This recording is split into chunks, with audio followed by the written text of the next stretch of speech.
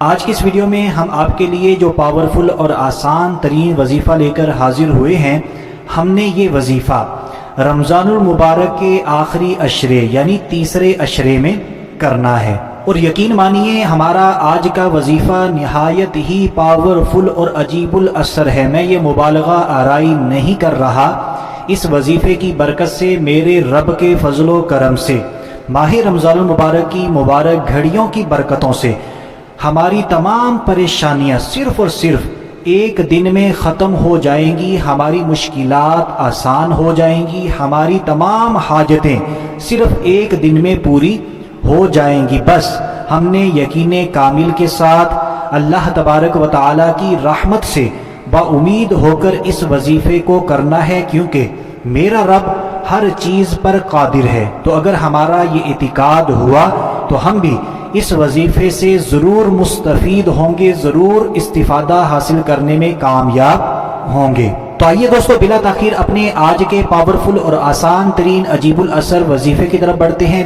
آپ نے ثواب کی نیت کر لینی ہے، صدقہ جاریہ سمجھ کر مسلمانوں کو فائدہ پہنچانے کی نیت سے جلدی جلدی ہماری آج کی ویڈیو کو، آج کے وظیفے کو شیئر کر دینا ہے، تاکہ زیادہ سے زیادہ مسلمانوں تک یہ پیارا سا وظیفہ پہنچ سکے اور زیادہ سے زیادہ مسلمانوں کے مسائل حل ہوں۔ اور اگر کسی ایک مسلمان کی بھی ایک پریشانی بھی دور ہو جاتی ہے تو ہم بے شمار نیکیاں کمانے میں کامیاب ہو جائیں گے۔ تو ہم نے کسی بھی قسم کی سستی نہیں کرنی، تاخیر نہیں کرنی، جلدی جلدی اس ویڈیو کو شیئر کر دیجئے۔ تو جس آدمی یا عورت کو رزق، نوکری یا کاروبار کے حوالے سے کسی بھی قسم کی پریشانی ہو، یا اس کے علاوہ بھی کوئی بھی پریشانی ہو، کوئی بھی مشکل ہو، یا کوئی بھی حاجت ہو جو پوری نہ ہو رہی ہو، تو آپ نے نماز عصر ادا کرنے کے بعد سب سے پہلے اس عمل کی کچھ احتیاطیں ہیں، اس کو بالکل توجہ کے ساتھ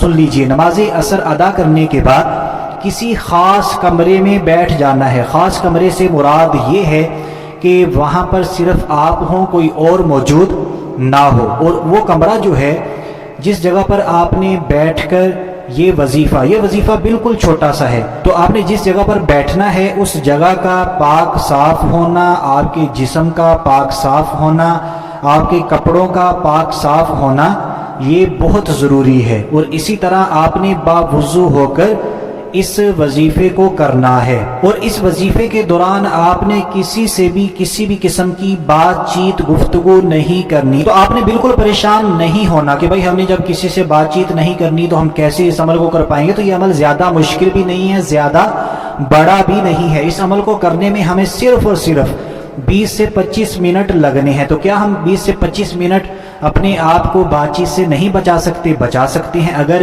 ایک عمل کی برکت سے ہماری تمام پریشانیاں ختم ہو رہی ہوں، ہماری تمام حاجتیں پوری ہو رہی ہوں، تو اس کے لیے 20-25 منٹ کوئی زیادہ مشکل نہیں ہے۔ اور یہ عمل آپ کو کسی بھی قسم کا نقصان نہیں پہنچائے گا، بالکل بے ضرر عمل ہے۔ بس آپ کی نیت جو ہے وہ پاک صاف ہونی چاہیے۔ یعنی جب آپ نے یہ عمل کرنا ہے تو کسی اچھے کام کے لیے کرنا ہے، کسی اچھے مقصد کے لیے کرنا ہے، اپنی جائز حاجتوں کے لیے کرنا ہے، کسی بھی غلط کام کے لیے، کسی بھی ناجائز کام کے لیے آپ نے اس عمل کو نہیں کرنا۔ تو جب ہم یہ تمام چیزیں پوری کر لیتے ہیں، جتنی بھی میں نے آپ کو احتیاطیں بتائی ہیں، ہم اس پر عمل کر لیتے ہیں، پھر ہم نے اپنی تمام پریشانیوں کو اپنے تصور میں لانا ہے، اپنی تمام حاجتوں کو اپنے تصور میں لانا ہے، یعنی نیت کرنی ہے، اپنے کام کو اپنے تصور میں لے آئیں جس کے لیے آپ وظیفہ کرنا چاہتے ہیں۔ پھر ہم نے سب سے پہلے میرے اور آپ کے پیارے آقا مدینے والے مصطفیٰ صلی اللہ تعالی علیہ وآلہ وسلم پر صرف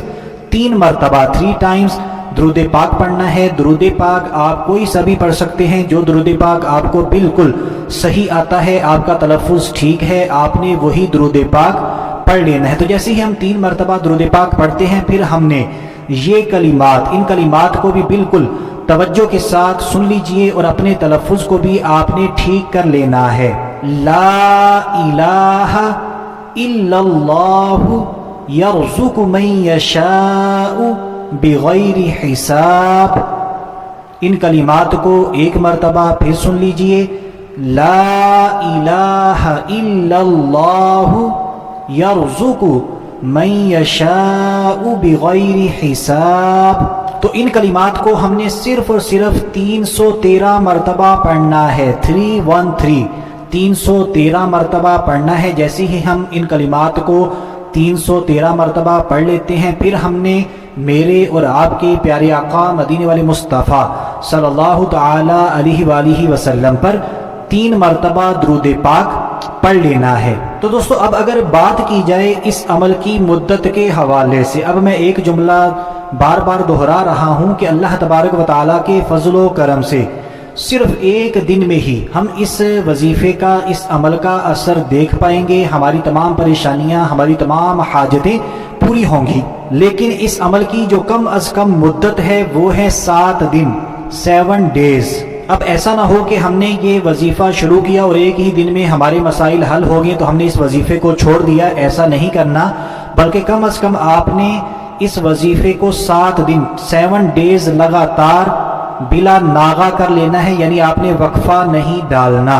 اور احتیاطاً ایک اور چیز آپ کو یہاں پر بتاتا چلوں، اگر اللہ نہ کرے ایسا ہوگا تو نہیں، ہمارا جو مقاصد ہیں، ہماری جو حاجتیں ہیں، ہماری جو پریشانیاں ہیں، وہ 7 دن کے اندر بھی اگر حل نہیں ہوتی تو پھر اس عمل کی جو زیادہ سے زیادہ مدت ہے وہ ہے 21 دن، 21 ڈیز۔ یعنی ہمارے مقاصد پورے نہ ہونے کی صورت میں ہم نے پھر اس عمل کی مدت کو بڑھا دینا ہے اور 21 دن اس عمل کو کرنا ہے۔ اب آپ سوچ رہے ہوں گے کہ رمضان المبارک کا تو آخری عشرہ 10 دن کا ہوتا ہے، تو ہم 21 دن اس عمل کو کیسے کریں گے؟ تو میرے عزیز دوستوں، مجھے جتنے بھی دوست احباب سن رہے ہیں، میں پھر وہی جملہ دہرا رہا ہوں کہ اللہ نے چاہا تو ایک دن میں ہمارے مقاصد پورے ہوں گے، اور ہم نے اگر ایک دن میں پورے نہیں ہوتے تو ہم نے 7 دن کم از کم اس عمل کو کر لینا ہے، تو وہ آپ رمضان المبارک کے آخری عشرے میں کر سکتے ہیں۔ اب اگر 7 دن میں اللہ نہ کرے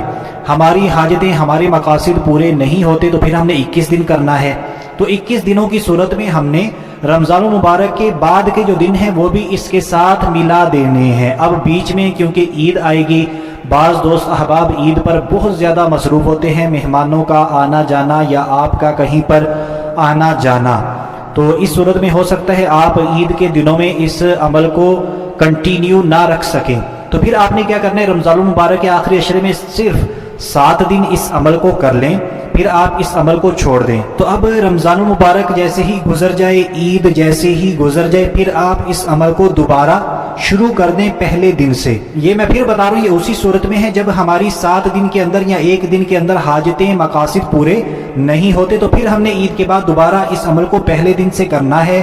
7 دن کریں، اگر 7 دن میں کامیابی نہیں ملتی پھر 21 دن مکمل کریں، انشاءاللہ عز و جل میرے رب کے فضل و کرم سے 21 دنوں کے اندر ہماری تمام حاجتیں پوری ہو جائیں گی، ہماری تمام پریشانیاں ختم ہو جائیں گی۔ تو دوستو آخر میں ایک مرتبہ پھر ریکویسٹ کروں گا کہ رمضان المبارک میں زیادہ سے زیادہ نیکیاں کمانے کی نیت سے، صدقہ جاریہ سمجھ کر مسلمانوں کو فائدہ پہنچانے کی نیت سے جلدی اس وظیفے کو، اس ویڈیو کو شیئر کر دیجئے۔ اور ہم نے پوری کوشش کی ہے کہ یہ وظیفہ آپ تک بالکل صحیح طریقے سے پہنچا دیں، ہر چیز آپ تک بالکل صحیح طریقے سے پہنچا دیں۔ لیکن اگر پھر بھی کوئی چیز میں آپ تک صحیح طریقے سے نہیں پہنچا سکا یا کوئی چیز سمجھ میں نہیں آئی تو ویڈیو کے نیچے کمنٹ باکس موجود ہے، آپ آ جائیں کمنٹ باکس میں، ہم سے پوچھیں، ہماری ٹیم انشاءاللہ عز و جل آپ کے تمام سوالات کے جوابات دینے کی پوری کوشش کرے گی۔ ہاں، وہی جوابات آپ کو دیے جائیں گے جو ویڈیو میں ہم نے نہ بتایا ہوگا۔ اگر آپ نے ایسا سوال کیا، ایسا کامنٹ کیا جو ویڈیو میں ہم آپ کو بتا چکے ہیں تو اس کا جواب ہم آپ کو ہرگز نہیں دیں گے۔ تو دوستو ابھی کے لیے اتنا ہی، اگلی ویڈیو تک کے لیے اجازت چاہتے ہیں، اپنا خیال رکھیے گا، ہنستے مسکراتے رہیے گا، اللہ حافظ۔ ایسی اور ویڈیوز کے لیے ہمارے چینل کو سبسکرائب کریں اور بیل کے آئیکن کو پریس کریں تاکہ مزید ویڈیو آپ تک سب سے پہلے پہنچ سکے۔